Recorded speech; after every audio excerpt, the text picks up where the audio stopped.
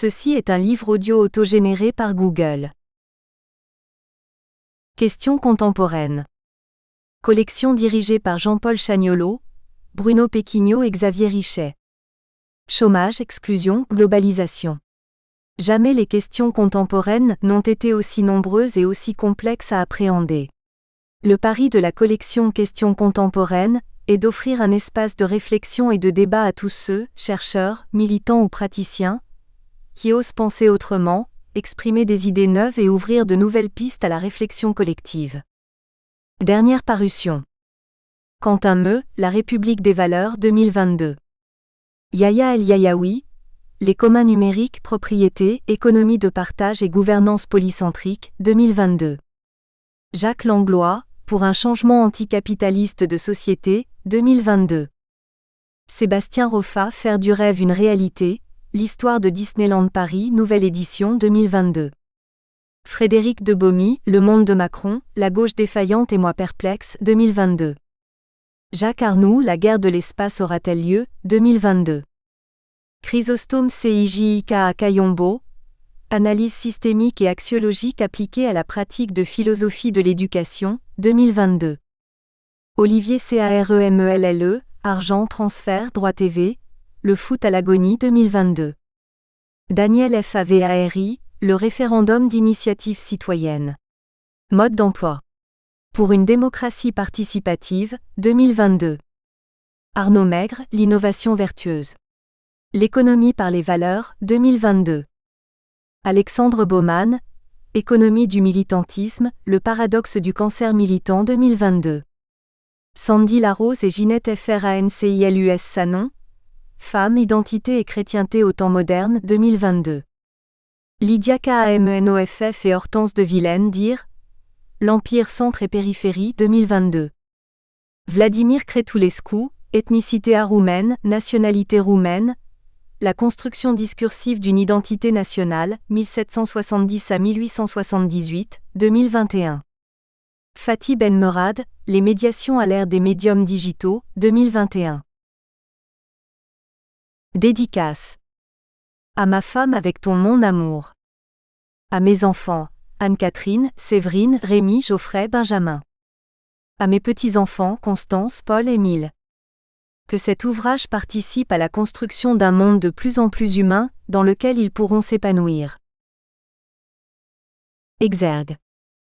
L'espérance n'est pas l'assurance que quelque chose ira mieux demain. C'est la certitude que quelque chose a du sens aujourd'hui, quoi qu'il arrive demain. Václav Havel, 1936 à 2011. Écrivain et ancien président de la République tchèque. Introduction générale. Pour le Larousse, l'éthique est la partie de la philosophie qui envisage les fondements de la morale. C'est aussi l'ensemble des principes moraux qui sont à la base de la conduite de quelqu'un. Les questions d'éthique nous renvoient donc immanquablement aux mœurs, de populations ou de personnes, qui peuvent porter un jugement différent selon leur culture sur leur comportement ou celui des autres. Plus généralement, on peut dire que l'éthique constitue une métathéorie du bien et du mal, puisqu'elle recherche les fondations et les bases des prescriptions ou jugements moraux. R. Misrahi 1997. En tant que métathéorie, l'éthique semble donc tout à fait adaptée à la compréhension de l'âge de la précaution, qui est un âge où se reformule l'exigence cartésienne de la nécessité d'un doute méthodique. Il est un des signes des transformations philosophiques et sociologiques qui caractérisent cette fin de siècle. F. Ewald cité par V. November 2002 page 5. C'est donc bien un âge qui doit produire une science de moins en moins aveugle sur elle-même, un âge qui a besoin d'une connaissance de la connaissance qui permettrait de la situer anthropologiquement, E. Morin 1981 page 76. Il lui manque une éthique spatiale si l'on part du principe que tout ce que l'homme est et fait est lié à l'expérience de l'espace. E. Théol 1971 page 222. C'est ce que les urbanistes et les aménageurs ont pris l'habitude d'appeler le principe de centralité. Le concept d'humanité a effectivement pour racine étymologique l'humus qui renvoie au lien particulier que l'homme entretient avec la terre, avec le sol, Bellatour 2017. La démarche écuménale s'impose alors sachant que c'est une notion clé pour définir l'objet d'une éthique spatiale, J.L. Tissier 2014. L'écoumène consiste effectivement en une manière utilisée par l'homme pour étendre son influence sur le monde et ou l'occuper et pour l'habiter. Monsieur Sor 1961, Aberck 2009. On peut lui associer les principes d'hominisation, d'anthropisation et d'humanisation. Aberck 2009. L'anthropisation permet d'évoquer le rapport de l'homme à la nature et les problèmes écologiques posés par son action sur celle-ci, dès lors qu'il cherche à satisfaire ses besoins et aménage l'espace pour y vivre. On peut dire qu'il géographise le monde. Ce type d'éthique spatiale est abordé dans la recherche d'un développement plus durable, F. Burbidge 2013. L'hominisation est d'ailleurs très en lien avec ce type de problème. Elle renvoie au phénomène physico-biologique qui a donné naissance à l'homme en tant que sapiens sur la Terre et dans l'univers. On peut dès lors considérer que l'homme a une responsabilité particulière dans l'utilisation des ressources de la nature. Il engage, comme on le dit dans la définition du développement durable du rapport Brundtland, sa responsabilité vis-à-vis des générations futures. On peut aussi considérer dans une approche de type Gaïa qu'il fait partie intégrante d'une Terre qui s'autorégule pour maintenir la vie. L'humanité a appris assez tardivement à mesurer l'empreinte écologique de l'homme via son processus d'anthropisation. L'empreinte de la France mesure la surface utilisée par les Français pour satisfaire leurs besoins. Elle de 5,11 hectares contre 1,24 à la Somalie qui est l'un des pays les plus pauvres du monde. Le processus d'humanisation est beaucoup plus difficile à aborder. Il pose la question de ce qui, selon le Larousse, correspond aux caractéristiques de l'espèce humaine. La théorie des ensembles utilisée en mathématiques nous permet de dire qu'il existe bien deux façons d'aborder la lecture de ce processus.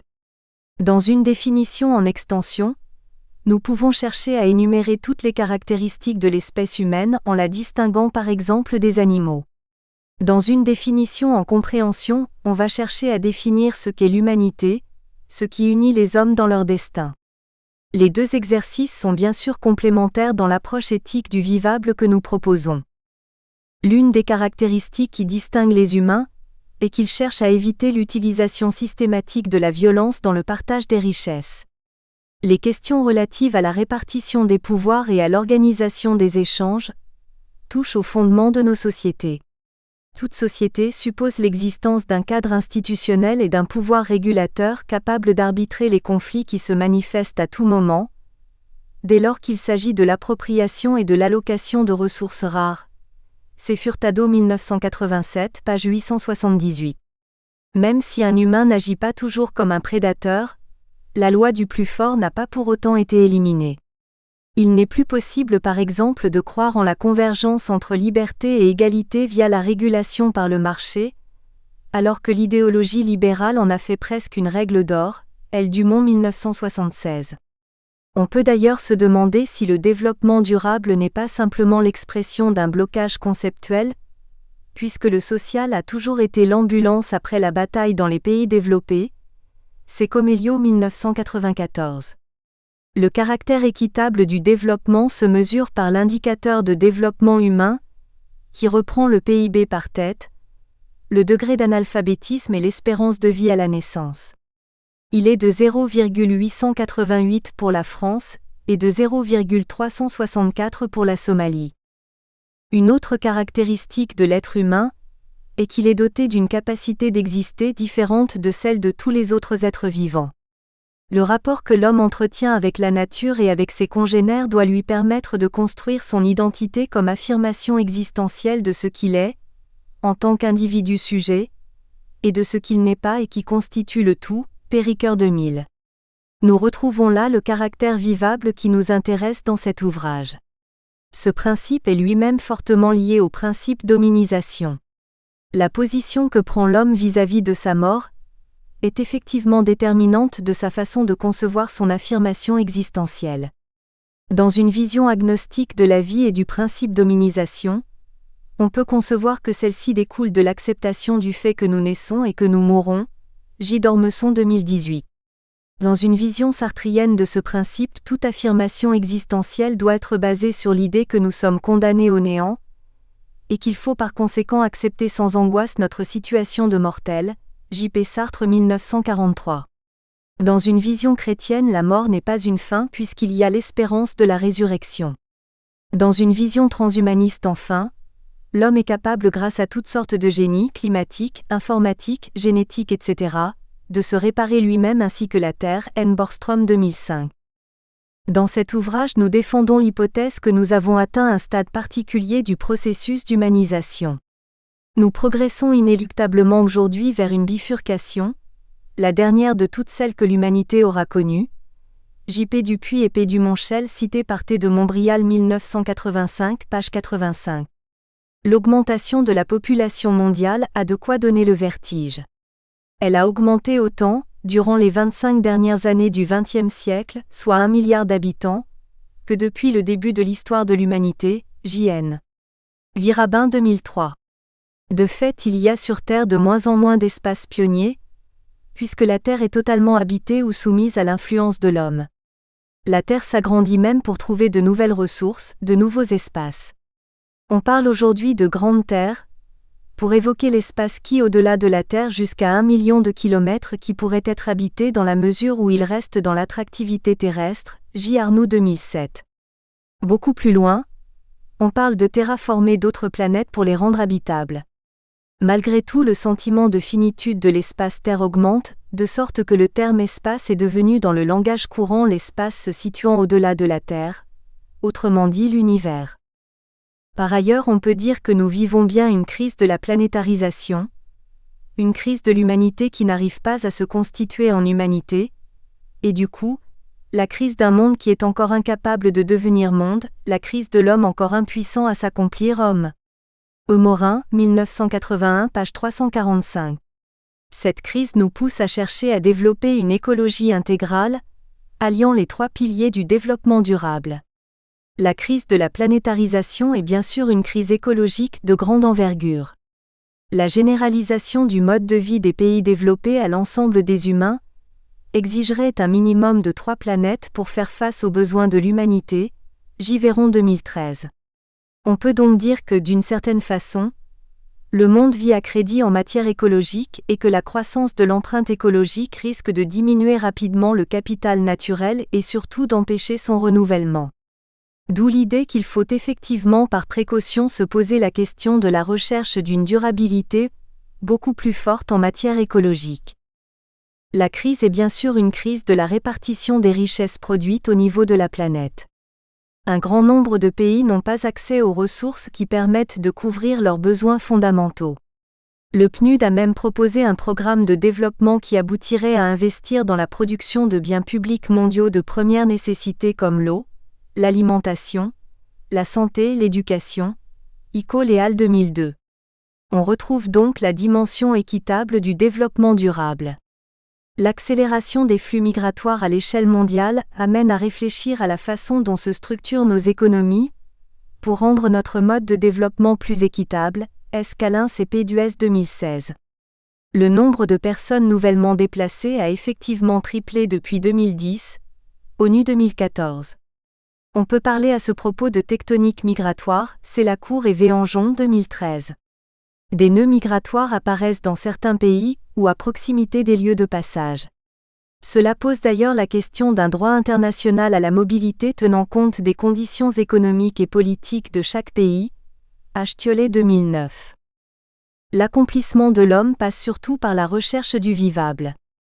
Une fois que l'humanité aura trouvé une économie qui lui permettra de couvrir ses besoins physiologiques fondamentaux, sans surutiliser la nature, il lui restera à trouver le bonheur dans son affirmation existentielle. Cela signifie que le problème du vivable touche essentiellement les pays les plus riches, ou les plus riches dans les pays pauvres.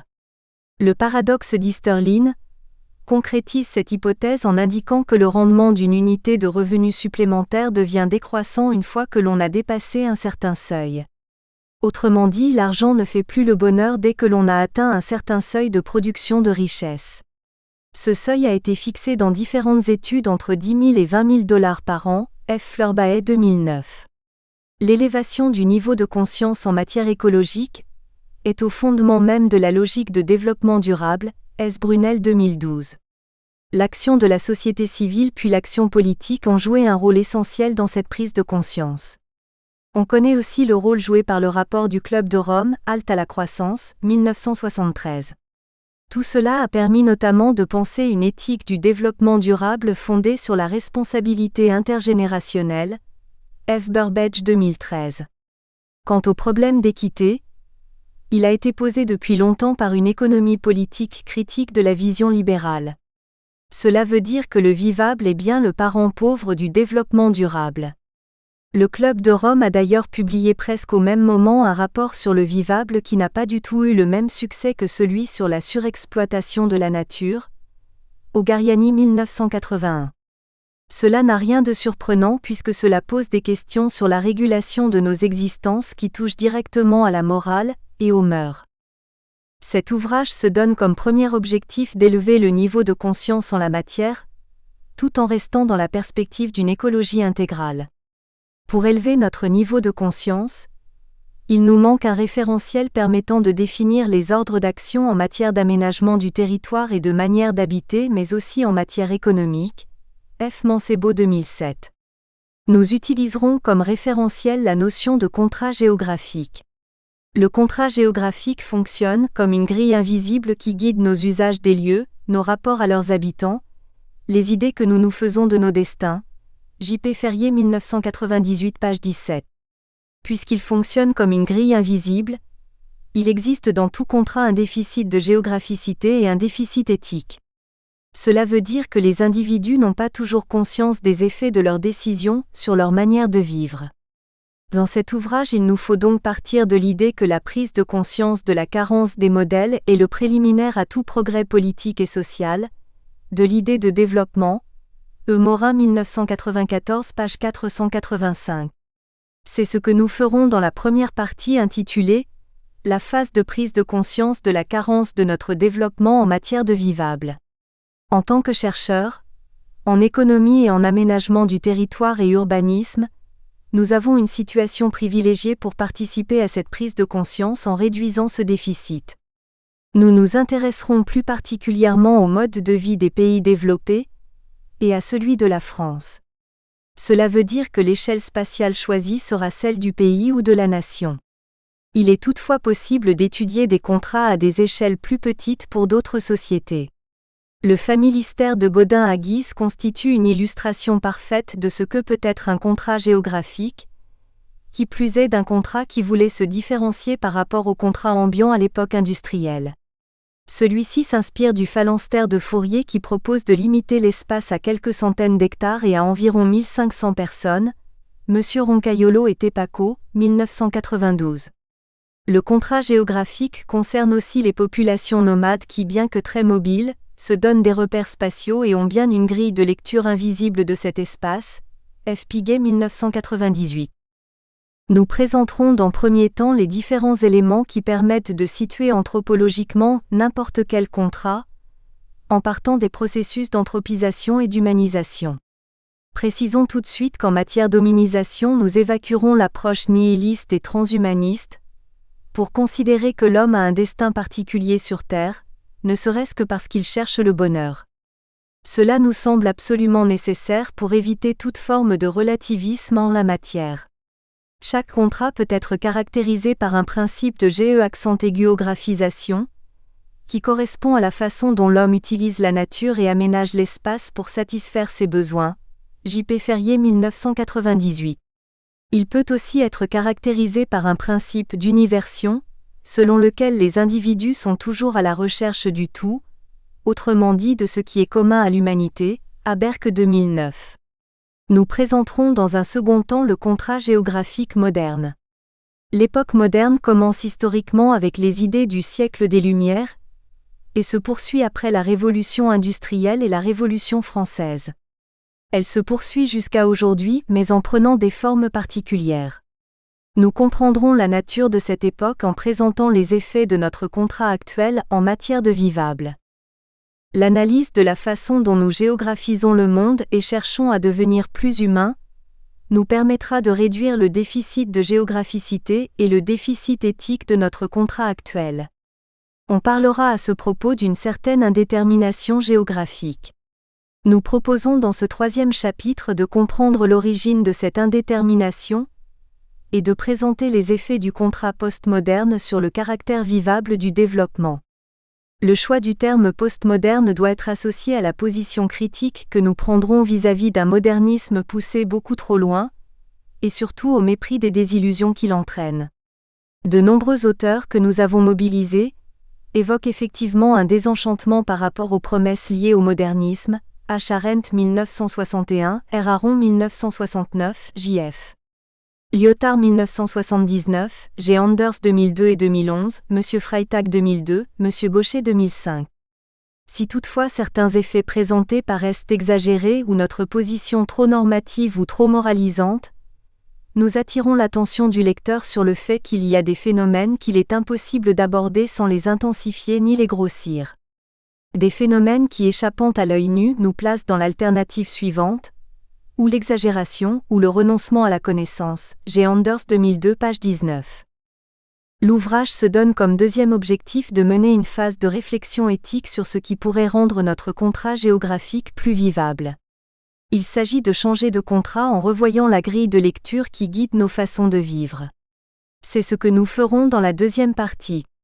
Nous partons toutefois du principe que nous ne parvenons pas à combler la différence entre ce qui a besoin d'être fait et ce que nous sommes véritablement prêts à faire. E. Laszlo 1983, page 37.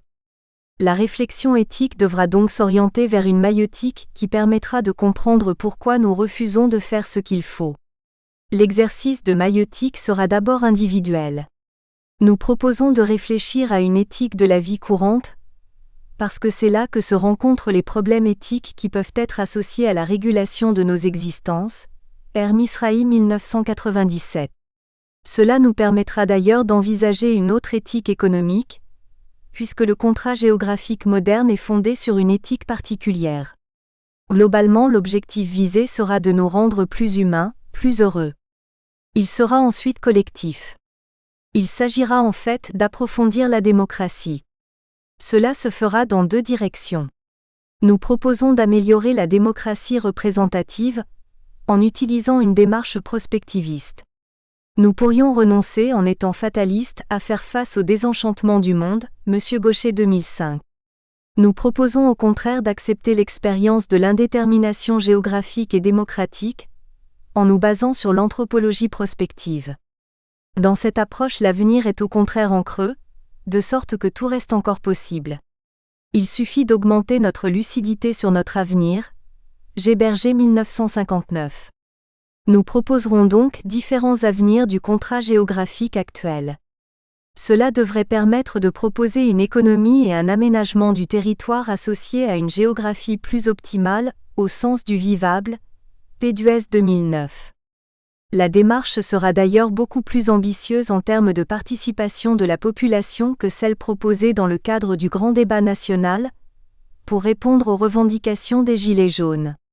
Puisqu'il s'agit de devenir totalement homme, il faudra fonder le nouveau contrat sur la dignité de la différence, J. Sachs 2004.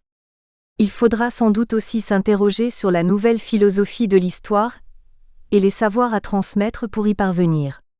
Le contrat géographique actuel cherche à faire l'unité autour d'une éthique qui vise au contraire une acculturation hégémonique à un certain mode de vie. L'ouvrage se donne comme troisième objectif de transformer le rapport au monde, en se situant dans une logique de l'action.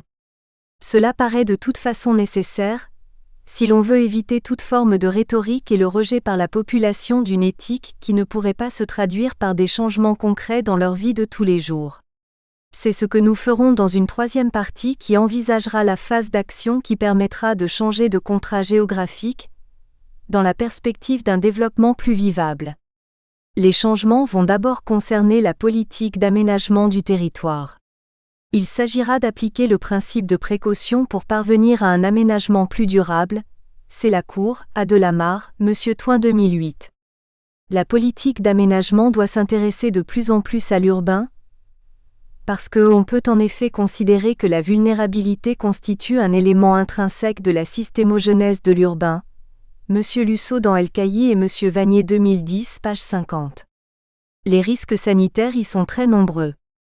Sur les 20 plus grandes villes du monde, 17 dépassent les limites de pollution de l'air jugées acceptables par l'Organisation mondiale de la santé, Gimono, P. de Castelbajac 2010, page 9. Mexico, où Shanghai tue des dizaines de milliers de personnes par an à cause de la pollution. La Covid-19 se diffuse aujourd'hui d'abord dans les métropoles. De même, la crise des banlieues en France et dans de nombreux pays n'est que le reflet paroxystique d'une crise plus globale qui touche la société dans son ensemble. F. Tourette 2005, page 49. On y trouve de nombreux phénomènes de ségrégation sociale et spatiale, c'est Lacour et F. Gazet, dire, 2008b. Les grandes métropoles sont donc particulièrement touchées par les problèmes écologiques et sociaux. Cela permet à G. Burgel de dire Paris meurt-il ? Presque 60 ans après la publication de Paris et le désert français, G. Burgel 2008. Si l'on en croit les fondateurs de la théorie urbaine, la ville pose depuis toujours le problème du vivable, M. Roncaiolo et Tepaco 1992. Icerda attire l'attention sur les risques de dégénérescence physique et d'anéantissement moral et intellectuel d'hommes qui vivent dans des fourmilières. Pour lui, il faut alors absolument essayer de comprendre comment s'harmonisent dans un même espace des éléments si hétérogènes et si contradictoires. Il relie directement l'urbanisation à une volonté d'accroître le bien-être individuel et collectif des populations des villes, mais signale qu'il serait irrationnel de vouloir imposer aux habitants des agglomérations des sacrifices coûteux et inutiles. De même pour Simmel, les graves problèmes de la vie moderne ont leur source dans les conditions psychologiques avec cette façon de marcher dans la rue, avec ce tempo et cette diversité des façons de vivre, qu'elle exige de notre organisation comme être de différence, que la grande ville forme un profond contraste avec la petite ville et la campagne, dont la vie sensible et intellectuelle coule plus régulièrement selon un rythme plus lent. G. Simmel dans M. Roncaiolo et Tepaco 1992, page 301. Les grandes métropoles se heurtent donc à d'importants problèmes de vivable. En adoptant cette hypothèse, nous avons conscience de nous opposer au courant qui, en théorie urbaine, s'oppose aux fondateurs et voit dans la métropole l'accomplissement de l'humanité. La métropole devient alors le lieu d'accueil de tous les talents et le lieu de la tolérance et par conséquent de la reconnaissance de toutes les différences. Air Florida 2002. Elle offre aux métapolitains tous les branchements et toutes les expériences possibles. L'urbanité métapolitaine est à la fois un état d'esprit et un mode de vie, un code de conduite et un cadre architectural et urbain.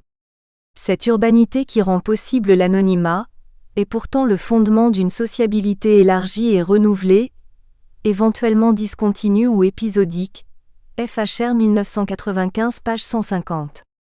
Il va plus loin en disant que les sceptiques en matière de métropolisation ne sont pas réalistes. Ils sont d'abord victimes d'une mauvaise posture épistémologique. Les réflexions et les débats sont encombrés d'idées reçues, d'inquiétudes légitimes mais mauvaises conseillères. FHR 1995, page 10. Il évoque à ce propos une sorte de syndrome de la tour de Babel, correspondant à un homme démiurge qui amène certains à refuser toute conception de l'architecture ou de la ville ayant un caractère transcendantal. Pour rendre le contrat plus vivable, il faut donc changer le principe de géographisation et penser différemment l'aménagement du territoire pour changer de contrat. Cela peut se faire par la mise en place de politiques temporelles, utilisant notamment le télétravail. Cela peut passer par un changement d'armature urbaine. Il s'agit alors de diminuer l'indice de primatie de la France, qui est l'un des plus élevés au monde. Cet indice qui est de 5 contre 1,7 pour l'Allemagne se calcule en faisant le rapport entre la population de la plus grande ville du pays et la population de la deuxième ville. On peut donner un rôle plus important aux villes moyennes. Nous envisagerons au passage la mise en place d'une incitation beaucoup plus directe que la prime à l'aménagement du territoire. On peut enfin relocaliser les emplois en dehors des métropoles en appliquant dans une économie de proximité, ou une économie résidentielle, le principe de compensation et de création, c'est Lacour et Al 2008a. Les changements vont ensuite concerner le procès de travail et le procès de production, autrement dit le type d'économie qui, dans le contrat géographique moderne, entraîne une certaine régulation de l'existence. Le procès de travail dépend du rôle attribué à la technique dans le rapport à la nature pour satisfaire les besoins de l'humanité, tandis que le procès de production s'intéresse à la façon dont on répartit les richesses issues de l'activité de production. F. Dupuis 2001. Nous présenterons donc d'abord les alternatives économiques possibles, et notamment l'économie de la frugalité. Nous parlerons ensuite de l'apport d'un revenu universel. Nous verrons qu'il peut devenir un instrument d'approfondissement de la démocratie et d'une écologie temporelle avant d'être un instrument pour faire du social. Il faudra enfin proposer une démarche d'évaluation du contrat pour pouvoir suivre les effets du changement. Nous proposons de faire cette évaluation en utilisant la méthodologie des budgets temps et en construisant un indicateur d'empreinte humaine pour faire écho à l'indicateur d'empreinte écologique. Première partie. La phase de prise de conscience de la carence de notre développement en matière de vivable. Lorsque les pères s'habituent à laisser faire les enfants, lorsque les fils ne tiennent plus compte de leurs paroles, lorsque les maîtres tremblent devant leurs élèves et préfèrent les flatter, lorsque finalement les jeunes méprisent les lois parce qu'ils ne reconnaissent plus au-dessus d'eux l'autorité de personne, alors c'est là en toute jeunesse et en toute beauté le début de la tyrannie. Platon, 4e siècle AV. J.C. La République, livre 7. Une société radicalement sécularisée, qui ne se fonde sur aucune vérité transcendante, qui se reconnaît comme une entre d'autres, ignorant le but de son propre devenir, devient par essence incertaine d'elle-même, risque de provoquer la dissolution des croyances communes et des obligations intériorisées, faute desquelles l'individu risque de glisser de la solitude à la déviance et à la délinquance. R. Aron, 1969, pages 161 à 162. Toutes les civilisations sont fondées sur un contrat géographique. Chaque civilisation véhicule en effet une culture particulière qui fournit la grille de lecture de nos façons d'habiter la Terre, de notre vivre ensemble, de notre identité. Il est certain par exemple que les Pygmées ont une relation entre eux, et à la nature totalement différente de celle des Anglais au XIIe siècle, qui ont eux-mêmes un contrat géographique différent de celui des Anglais du XIXe siècle. Des travaux anthropologiques insistent notamment sur la relation toute particulière qu'entretiennent les Pygmées à la forêt. De même, la société médiévale est effectivement fondée sur une relation très ténue entre le monde rural fait de petits hameaux et le château du seigneur dont les habitants dépendent. Quant aux Anglais du XIXe siècle, ils ont un rapport au foncier différent. Le mouvement des enclosures décrit par Polanyi dans La Grande Transformation indique qu'il n'est plus question après cette transformation de faire paître les troupeaux dans les espaces communs. Ce qui change tout dans la façon de vivre l'activité pastorale. Il est enfin certain qu'au sein de la civilisation moderne, les urbains sont soumis à un contrat géographique différent des ruraux. La rurbanisation est d'ailleurs le phénomène qui permet de gommer le plus possible ces différences, pour unifier les façons d'habiter. L'objet de cette première partie n'est cependant pas de décrire les contrats géographiques des différentes civilisations.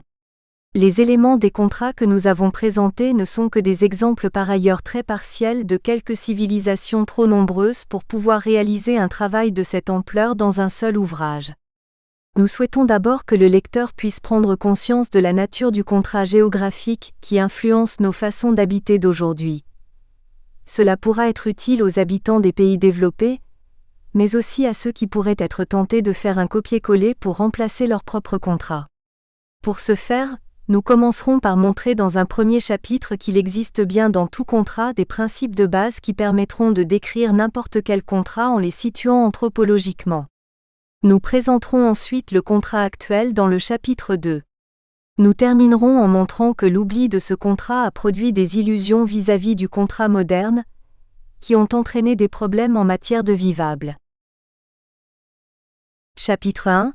Les principes anthropologiques à la base d'un contrat géographique. Ce chapitre entend évoquer l'ensemble des principes anthropologiques qui vont permettre d'expliquer la direction que prennent nos existences, ou la façon dont elles se régulent dans le cadre d'un contrat géographique que l'on soit né 400 000 ans avant JC ou au XXIe siècle.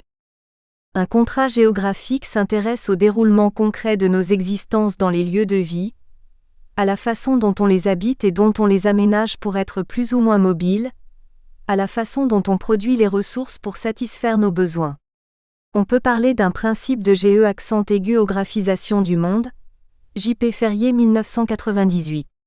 Les populations qui habitent la Terre souffrent toutes plus ou moins d'un déficit de géographicité. Cela signifie qu'elle géographise le monde sans le savoir comme M. Jourdain faisait de la prose sans le savoir. Pour réduire ce déficit, il faut alors faire appel à l'anthropologie économique, à l'anthropologie spatiale mais aussi l'anthropologie sociale et culturelle. Un contrat géographique s'intéresse à nos destinées en tant qu'êtres humains, à la façon dont nous partageons ensemble nos richesses, à la façon dont nous affirmons notre existence en tant qu'individus dans la société tout en recherchant ce qui fait de nous des humains. C'est le principe d'universion, Aberck 2009. Les populations souffrent en la matière d'un déficit éthique, que l'on peut interpréter comme un problème de trajectivité. Elles ont tendance à oublier ce que les choses disent de nous, parce qu'elles les réduisent à leur forme spatiale directement perceptible, autrement dit à leur topo, et non à leur chora, qui correspond à leur transcendance en fonction d'un rapport symbolique que nous avons avec elles.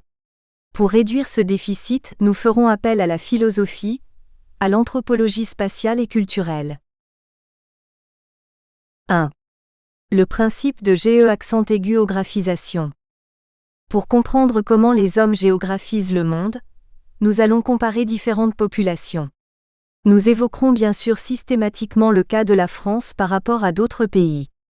On peut prendre l'exemple des Pygmées, puis celui des paysans français du XVIIe siècle et enfin celui de l'homme moderne.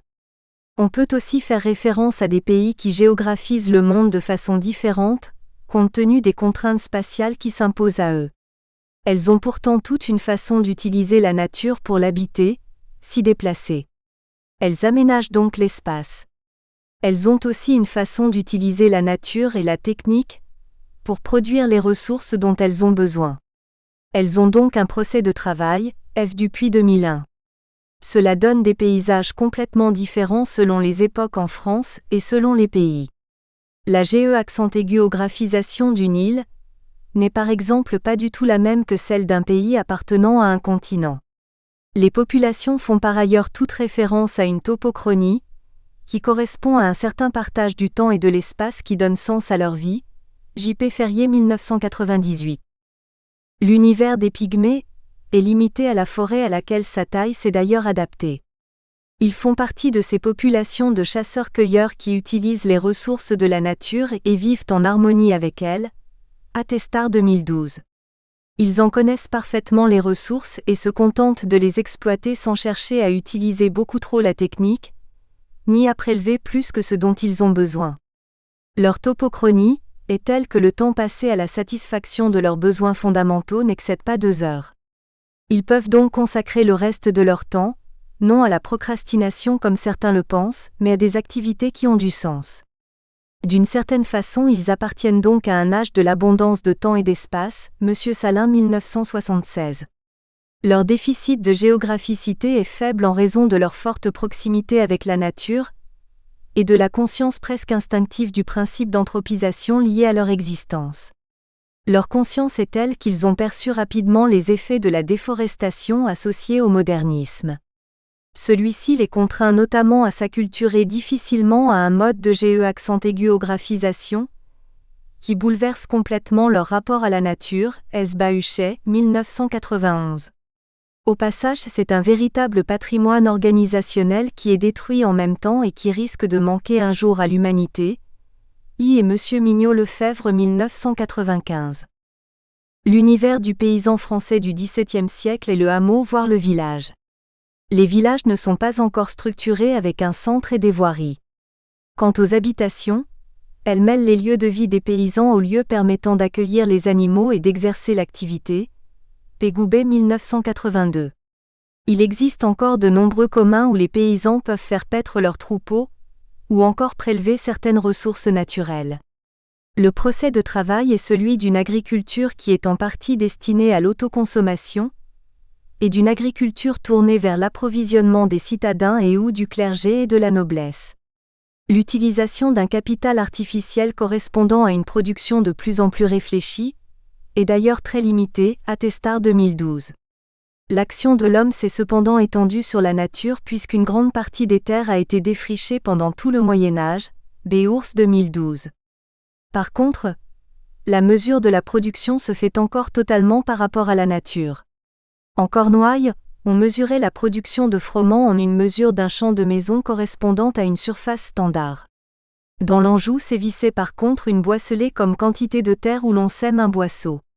Partout l'unité de capacité correspond rigoureusement à l'unité de surface, et vice-versa, ce qui déjoue tous les systèmes métriques, Pégoubet 1982. Page 29. Le peuplement est lui aussi limité. De l'apparition de l'homme sur Terre à 1900, la population mondiale a augmenté d'1 milliard d'habitants, JNB Rabin 2003. De sorte que l'on peut dire que aussi longtemps que la richesse est venue de l'agriculture, donc de la terre, la population européenne s'est répartie de façon à peu près homogène. En France même, il n'existait pas à la fin de l'Ancien Régime de différence nettement perçue dans le peuplement des régions. Gimono et P. de Castelbajac 2010, page 15.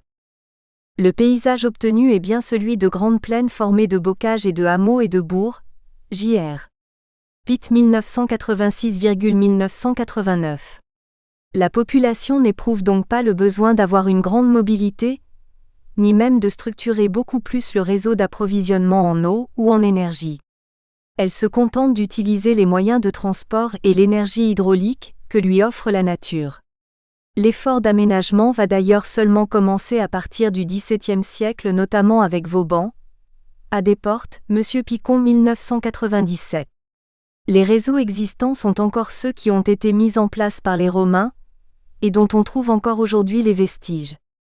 En résulte que le schéma d'armature urbaine est resté constant pendant jusqu'à aujourd'hui, puisque toutes les villes se sont développées à proximité d'une voie d'eau et d'un bassin agricole suffisamment riche pour être approvisionnées facilement. P. Béroche 1985. La topochronie du paysan français est d'ailleurs complètement guidée par le temps de la nature et de la récolte ainsi que par le temps du clocher de l'église. La mesure individuelle du temps grâce à la technique n'est pas encore répandue. J. Le Goff 1979. La temporalité reste largement anthropothéologique puisque l'homme doit se faire à l'idée soit que le temps appartient d'abord à Dieu, soit qu'il est contraint de rythmer sa vie sur celui de la nature. Géotois 1990. Une partie de la population va par contre se soumettre à la topochronie de la proto-industrie. Dans ce type de procès de travail, la demande est en ville et la production est à la campagne, des Woronoff 1994. Une partie de la population qui travaille dans l'agriculture va aussi développer ce type d'activité.